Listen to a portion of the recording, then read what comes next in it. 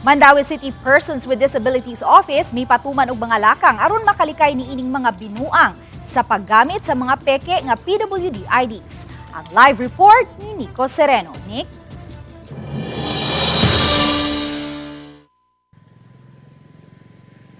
Yes, may sa ubang mga bahin sa nasod naghitak kining paggamit sa peke nga mga PWD IDs aron kuno nga maka-avail sa mga diskwento mga benepisyo bisan kun dili mismo PWD. Alauna pa sa hapon ang ilang aktibidad apan buntag pa lang nag-abot-abot na ang mga PWDs sa Mandawi Sports Complex alang sa schedule sa distribution sa ilang financial assistance gikan sa dakbayan. Ang madawat 4,000 pesos o katunga sa ilang 8,000 nga tinuig nga assistance. Si Edgardo Ramada usa sa sayo nga naabot. Napangutana namo siya kabahin sa paggamit sa iyang PWD ID.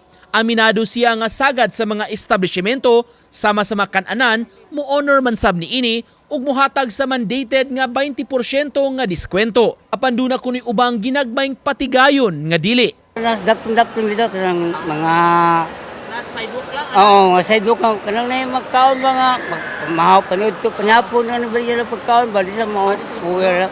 Ikaw kasabot ra bukana or mas mayo ang Masabutan po ko ana kay inoon sakto sa iyang ingon tag nga kagmera. Nakaparenew na si Edgardo sa iyang Mandawi PWD ID kundiin na-reflect na ang iyang PWD ID number o QR code. Nadyo na siya code.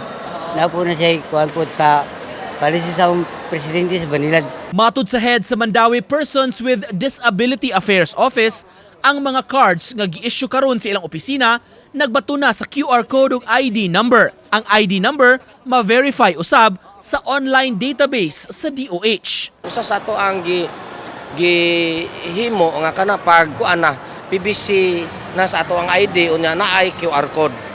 Nya ang ato pong mga persons with disability once ma-register sa atong office, ato po na sila i-registered online, no? Register nato online una sa tanan para maka-avail. Sa ubang mga bahin sa nasod, labi na sa kauluhan, misibaw ang giingong paggamit sa mga peke nga PWD IDs. Matud ni Humantok, kinsa mausab ang Regional Federation President sa mga PWDs, wala hinoy natala nga report ni ini sa Mandawi. Gi-abuse po na uban na maligya og ID, bisag dili persons with disability makuha og ID. Unya karon nya kanang naapoy uban nga mga lugar nga kana ganing ang establishment kanang moingon dayon nga kay pagtan-aw ang ilaha diya ang ID wala ma-registered online.